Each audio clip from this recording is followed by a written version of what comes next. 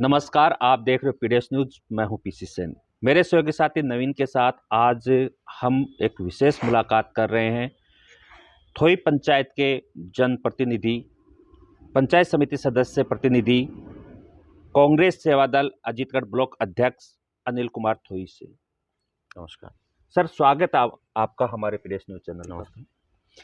इस विशेष मुलाकात में हम उनसे आज कुछ सवाल हैं जो जनता के भी हैं, हमारे भी हैं, वो उनसे जानेंगे कि 2 साल का कार्यकाल हो गया, 1 साल का उनका खुद का हो गया, तो पंचायत को कुल 2 जनप्रतिनिधियों के 3 साल मिले हैं। इन 3 साल में 2 साल सरपंच के और 1 साल अनिल कुमार थोई के जो जनप्रतिनिधि हैं इनके, तो इन्होंने 3 साल में थोई पंचायत को क्या दिया, क्योंकि थोई पंचायत के जो लोग हैं उन्होंने इनके ऊपर भरोसा जताया है और इनसे काफ़ी उम्मीद भी थी। तो चलिए इनसे ही जानते हैं। सर, बताइए कि इन 2 साल में और 1 आपका साल, 3 साल मानकर चलेंगे हम, क्योंकि आपका अनुभव भी था 1 साल का, 2 साल का सरपंच जी का अनुभव है। हाँ जी। इन 3 साल में आपने थोई पंचायत को क्या दिया, विकास के बारे में बताइए। देखिए सर, ऐसा है भाई, अपने जैसे अगर ओवरऑल विकास की बात करें तो काफ़ी कुछ कार्य हुए हैं, ऐसी बात नहीं है।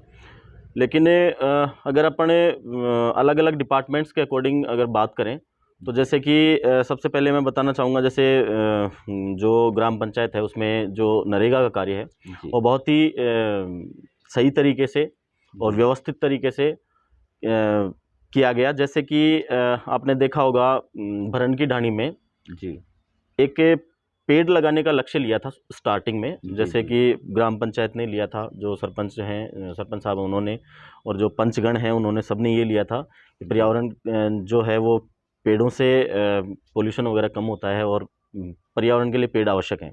इसलिए पेड़ लगाने के लिए उन्होंने मेड़बंदी करवाई थी। वो नरेगा की इंस्टॉल से ही हुआ था। नरेगा में वहाँ पर काफ़ी कार्य हुआ था।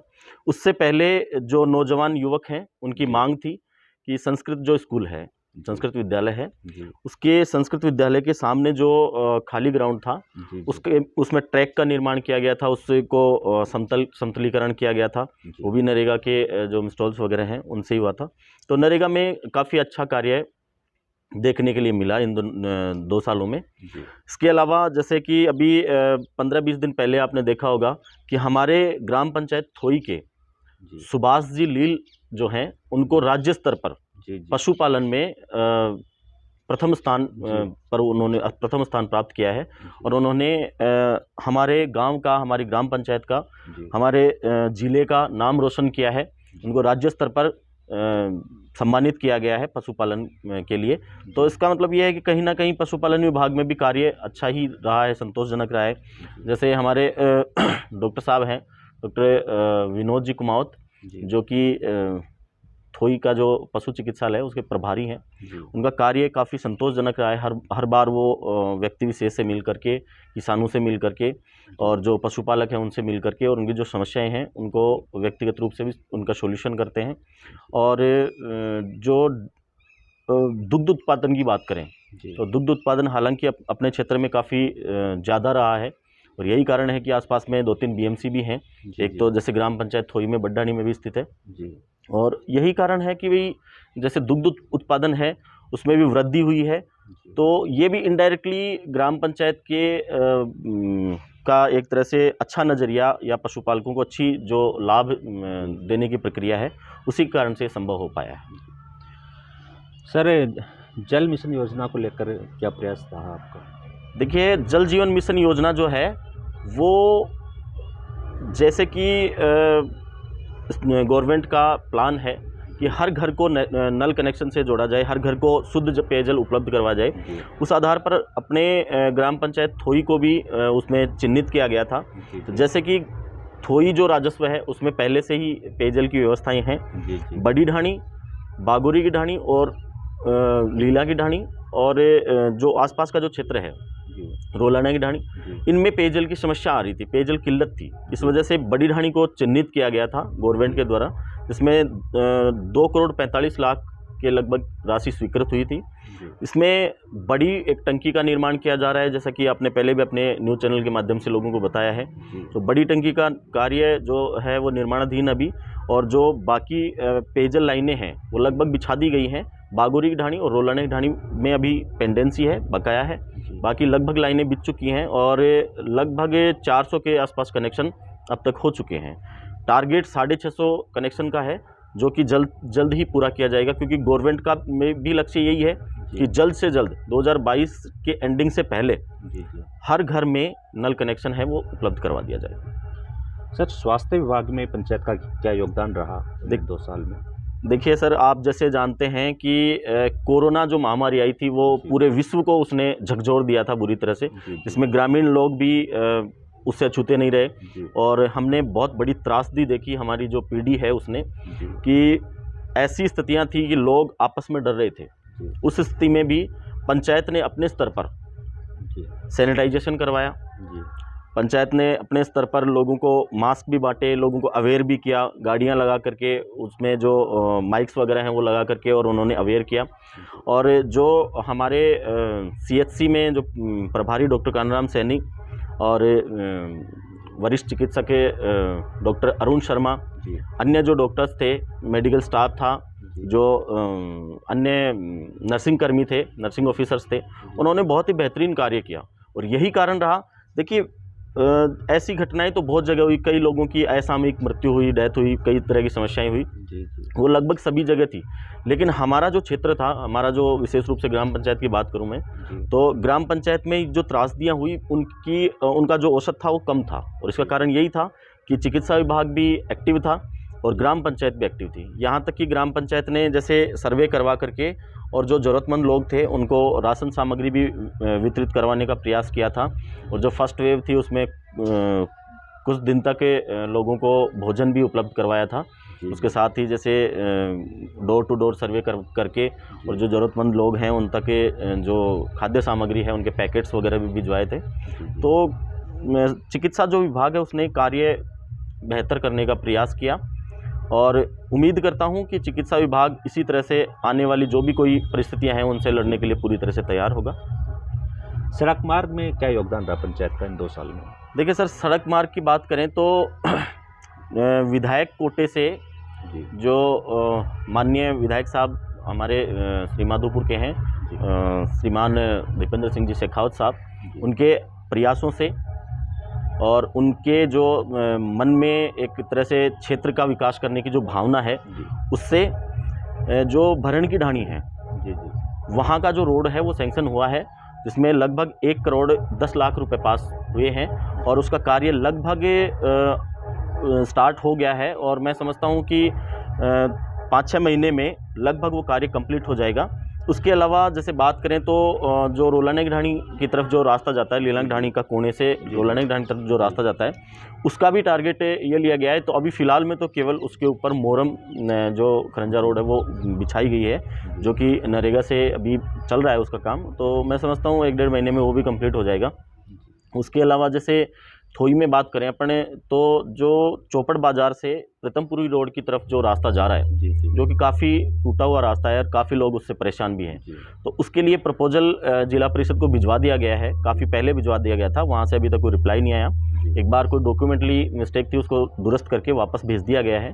तो जल्द से जल्द वो भी लोगों को, क्षेत्रवासियों को, गाँववासियों को अच्छी सौगात मिलने वाली है कि वो रोड भी तुरंत कुछ ही समय में सैंक्शन होने वाला है। उसके अलावा बात करें अपने लीला की ढाणी वाली रोड की, तो लीला की ढाणी जो रोड है वो बंजारा बस्ती से लेकर के लीला की ढाणी तक 2 किलोमीटर की रोड है, जो कि बन चुकी है, पूरी तरह से तैयार है। और उसके अलावा भी बहुत सारे छोटे मोटे रास्ते हैं जिनके प्रपोजल जिला परिषद को, विधायक जी को, इनको सबको भेजे हुए हैं। मैं उम्मीद करता हूँ कि जल्द से जल्द इनका कार्य भी स्टार्ट कर दिया जाएगा। सर, अभी 3 साल बच्चे हैं सरपंच के पास और आपके पास बच्चे हैं 4 साल। तो अब मैं थोड़ा सा आप पे फोकस करता हूँ। आपका हाल ही में 1 साल कंप्लीट हुआ है, तो आप अपने इस 1 साल के अनुभव को किस तरह से शेयर करना चाहते हो पब्लिक के सामने? तो इसमें आपका जो योगदान था, हालांकि आप बहुत एक्टिव हो, किसी से छुपा हुआ नहीं है, फिर भी चैनल के माध्यम से आप बताइए, क्योंकि पब्लिक आपसे काफ़ी उम्मीद करती है। देखिए, ऐसा है, जनता का आशीर्वाद था और जो इच्छा थी बचपन से लोगों की सेवा करने की का जो भाव था जी वो मुझे राजनीति के माध्यम से मिला। ये मेरा एक अहोभाग्य है जी और मैं इसके लिए सभी लोगों को का शुक्रगुजार हूँ, सभी को आभार व्यक्त करता हूँ, सभी को धन्यवाद देता हूँ। मेरा लक्ष्य जो शुरू में था वो और अब कुछ उसमें थोड़ा बहुत बदलाव आ गया है, जी वो समय के अनुसार मैं उसको मानता हूँ। जी लेकिन जो मुख्य लक्ष्य है लोगों की सेवा, जी वो उसमें किसी भी तरह का कोई बदलाव नहीं हुआ है। तो मेरा जो आने वाले समय में मुख्य लक्ष्य रहेगा वो लक्ष्य यही रहेगा कि एक तो युवाओं के लिए, जी कि मेरे क्षेत्र के जो युवा हैं उनमें बहुत सारी एबिलिटीज़ हैं, बहुत सारी क्वालिटीज़ हैं। उन क्वालिटीज़ को हम निखारने का प्रयास करेंगे। जैसे बहुत सारे युवा ऐसे हैं जो देश सेवा करना चाहते हैं, आर्मी के माध्यम से, बीएसएफ के माध्यम से, जी सेना में जाकर के क्षेत्र का नाम रोशन करना चाहते हैं, देश सेवा करना चाहते हैं। तो हम प्रयास करेंगे कि उन बच्चों को हम बेटर व्यवस्थाएं दे पाएँ। जैसे कि आपने कई बार इंटरव्यू लिया है, अपने डेरावाली में जो ग्राउंड है, जी तो मेरा सपना है, मेरा ड्रीम प्रोजेक्ट है कि मैं एक ऐसा मतलब स्टेडियम बच्चों को उपलब्ध करवा सकूं जहां पर वो फिजिकल फिट भी रहें और फिजिकली वो तैयारी भी कर सकें। उसके अलावा जैसे हमारे गांव की जो गौशाला है, जी बहुत ही बेहतरीन, आसपास के क्षेत्र में सबसे बेहतरीन गौशाला है, जो आपने देखा है, कई बार वहाँ से इंटरव्यू भी लिया है। जी जी तो सबसे बेहतरीन गौशाला है। फिर भी मेरा प्रयास ये रहेगा कि उसमें जितने भी बेटर कार्य हो सकते हैं, जी जिसके लिए एनजीओ से संपर्क करना हो या कोई भामाशाह हो, समाज सेवी हो, उनसे संपर्क करना हो, या राज्य सरकार का कोई परिलाभ उनको मिल सके, उसके लिए मैं प्रयासरत रहूँगा। इसके अलावा जैसे जो जल जीवन मिशन योजना में जी जो वंचित क्षेत्र है, जी जहाँ तक पाइपलाइन नहीं पहुँच पाई है किसी कारणवश, उन तक पाइपलाइन पहुँचे। जैसे कि लीलांगी ढाणी है, वो राजस्व अलग है, लेकिन वहाँ पर पेयजल अभी तक कम्प्लीटली, वहाँ पेयजल की जो योजना है, बड़ी योजना, वो पहुँच नहीं पाई है। तो मेरा लक्ष्य ये भी रहेगा कि उन तक वो पेयजल लाइन पहुँचे। इसके अलावा जो लाइनों जो डाली गई हैं पाइपलाइन, इनकी वजह से जो रोड टूट गए हैं, जी मैं सरपंच जी अपने जो ग्राम पंचायत के हैं, जी बड़े भाई राम प्रकाश जी सैनी, काफ़ी एक्टिव हैं इस मामले में, खुद एक्टिव हैं काफ़ी, मतलब विधायक जी तक भी वो बात पहुंचाते हैं अपनी, और जहां भी जितना भी हो सकता है वो क्षेत्र का विकास करने का प्रयास करते हैं। तो उनसे मिल करके एक जो रोड टूटी हुई है इनको सही करवाने का प्रयास करूँगा, क्योंकि पीछे भी काफ़ी लोग काफ़ी दिनों से परेशान हो रहे हैं। बहुत सारी सड़क मार्ग ऐसे हैं जो कि काफ़ी ज़्यादा ध्वस्त हो चुके हैं, उनका सुदृढ़ीकरण करवाने का प्रयास करूँगा। इसके अलावा मैं, हालांकि ये राजनीतिक स्तर पर नहीं किया जा सकता, ये जो मेरा सपना है जी वो सामाजिक स्तर का सपना है। जी तो उसके लिए मेरे युवा जो जितने भी साथी हैं उनकी सहायता लूँगा, जी जो समाज सेवी हैं उनकी सहायता लूँगा, जो एनजीओ वगैरह चलाते हैं उनकी सहायता लूँगा, जो गरीब बच्चियां हैं, जो क्षेत्र की गरीब बच्चियां हैं, या कोई गरीब परिवार है, या मान लीजिए कि किसी परिवार में कोई कमाने वाला नहीं है, काफ़ी समस्याएं आ रही हैं, तो उन बच्चों की जो एजुकेशन है उसका मतलब ये समझ लीजिए कि उनके लिए एजुकेशन प्रोवाइड करवाने का काम, या हायर एजुकेशन की आवश्यकता महसूस होती है, तो वहाँ आप समझते हैं आर्थिक युग है, पैसे की ज़रूरत पड़ती है। तो मैं चाहूँगा कि भाई मैं उन सभी लोगों से की सहायता लेकर के उन बच्चों की जो हायर एजुकेशन है उसकी व्यवस्था कर पाऊँ। और जो बच्चियाँ हैं, जैसे मान लीजिए कि कोई बच्ची है, उनके घर पे पेरेंट्स जो कमाने वाले हैं वो नहीं हैं, और इस वजह से उनकी शादी वगैरह में समस्याएं आ रही हैं, तो मैं उनकी जो शादी है, जो भी हो पाएगा हमारे से, हम एक संगठन का निर्माण करने में है, सामाजिक संगठन होगा वो, जो कि आसपास के, ये आवश्यक नहीं है कि उसमें केवल ग्राम पंचायत थोई के मेंबर हों, बाहर के भी बहुत सारे लोगों को हम जोड़ेंगे उससे, जो भी समाज सेवा करना चाहते हैं, जो अच्छा करना चाहते हैं, उनको हम उनसे जोड़ेंगे, और उन बच्चियों का जो विवाह है उसमें जितना हमसे हो पाएगा वो हम करने का प्रयास करेंगे। सर, आपने पाइपलाइन की बात की है तो एक सवाल आ गया मेरे मन में।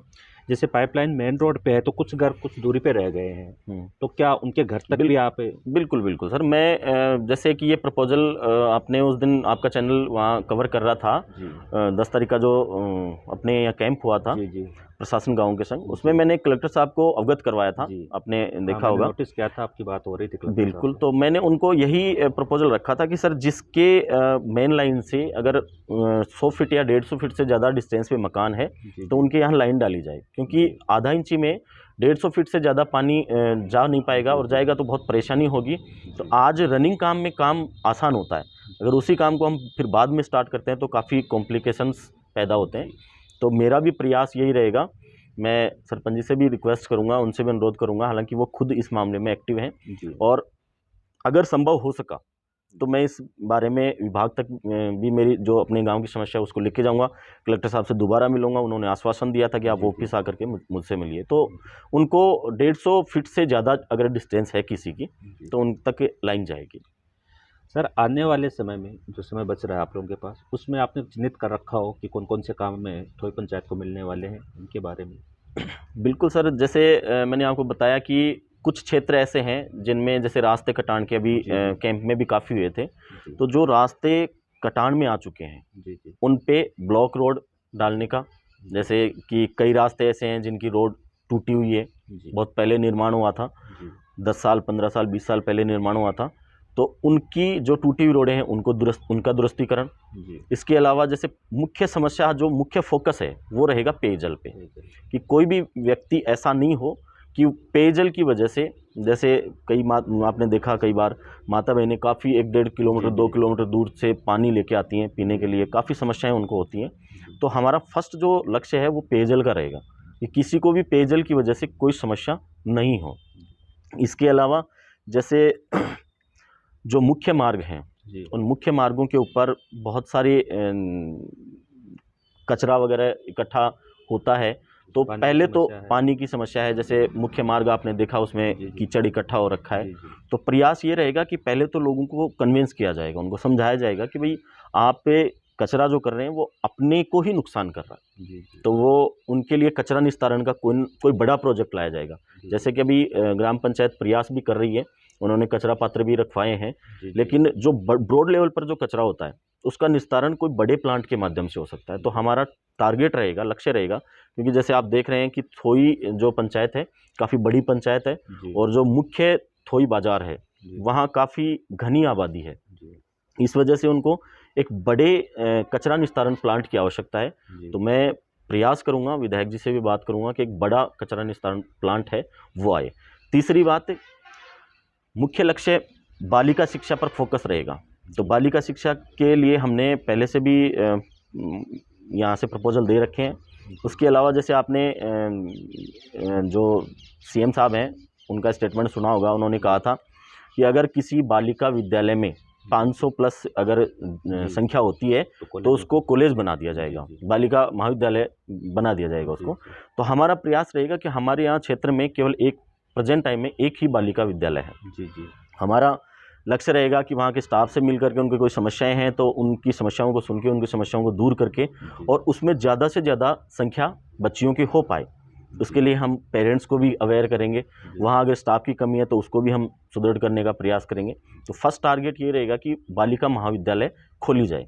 अगर टारगेट के अकॉर्डिंग होता है तो ठीक है, नहीं तो इसके लिए अगर विभाग से मिलना होगा तो हम बिल्कुल मिलेंगे, शिक्षा मंत्री से भी मिलेंगे, कलेक्टर साहब से भी मिलेंगे, और मांग करेंगे कि हमारे यहाँ बालिका महाविद्यालय हो, जिससे कि बालिका शिक्षा के लिए बालिकाओं को काफ़ी दूर नहीं जाना पड़े, वो यहीं पे शिक्षा प्राप्त कर सकें। सर, ये बात तो हो गई आपकी थोई पंचायत की, जहाँ के आप पंचायत समिति सदस्य प्रतिनिधि हो। एक जिम्मेदारी और है आपके पास, अब आप कांग्रेस सेवा दल ब्लॉक के अजीतगढ़ के ब्लॉक अध्यक्ष हो। हाँ तो जी। अब आप पूरे ब्लॉक को कैसे देखते हो? ब्लॉक के लिए आपकी देखिए, क्या योजनाएं रहेंगी, सरकारी योजनाएं, उनको लाभ दिलाने में आप कहाँ तक क्या प्रयास करोगे? देखिए सर, आपने बिल्कुल सही क्वेश्चन किया है, सही प्रश्न किया है जी, कि एक मेरे जैसे एक छोटे से कार्यकर्ता को पार्टी ने इतना बड़ा पद दे करके जी, जी, और ये साबित कर दिया कि पार्टी जो आम कार्यकर्ता हैं उन्हीं की है। जी, जी, तो ये जिम्मेदारी भी काफ़ी बड़ी है, पार्टी ने जिस हिसाब से दिया है। जैसे अजीतगढ़ ब्लॉक है, उसमें 22-23 पंचायतें आती हैं, जी, तो मेरा लक्ष्य यही रहेगा कि जो पंचायतें मेरे अंडर में आती हैं जी, उनमें हर एक पंचायत से कम 10 वॉलंटियर तैयार किए जाएं। जी, 10 वॉलंटियर पार्टी के लिए तो काम करेंगे ही, उसके अलावा उनमें एक विशेष भाव पैदा किया जाए कि वो समाज के लिए भी कार्य कर सकें। जी, मतलब जो क्षेत्र है, जो भी एरिया उनका है, जो क्षेत्र जिस क्षेत्र से वो आते हैं, उनमें बेहतर क्या हो सकता है। वो वहाँ जातिवाद वगैरह कुछ नहीं देखें, किस कास्ट से आता है, क्या करता है, उससे कोई मतलब नहीं है। वो केवल पूरे ओवरऑल समाज में जो बुराइयां हैं उनको दूर करने का प्रयास करें और उनके साथ साथ लोगों में अवेयरनेस पैदा करें। इनके साथ साथ अगर कोई कोई किसी की हेल्प की आवश्यकता है तो वो उसके लिए तैयार रहे। इसके लिए हम प्रयास करेंगे। इसके लिए जैसा कि आला कमान का मैसेज है, कल भी हमारी मीटिंग थी सिक्कर में, तो यही किया गया, लक्ष्य तय किया गया था कि 10 वॉलंटियर अच्छे तैयार किए जाएं जो कि समाज सेवा कर सकें। उनका प्रथम लक्ष्य है वो समाज सेवा ही रहे। थैंक यू सर, आपने जानकारी दी। तो हमने इसे विशेष मुलाकात में बात की थोई पंचायत से जो जनप्रतिनिधि हैं अनिल कुमार थोई, जो ब्लॉक अध्यक्ष भी हैं अजीतगढ़ के।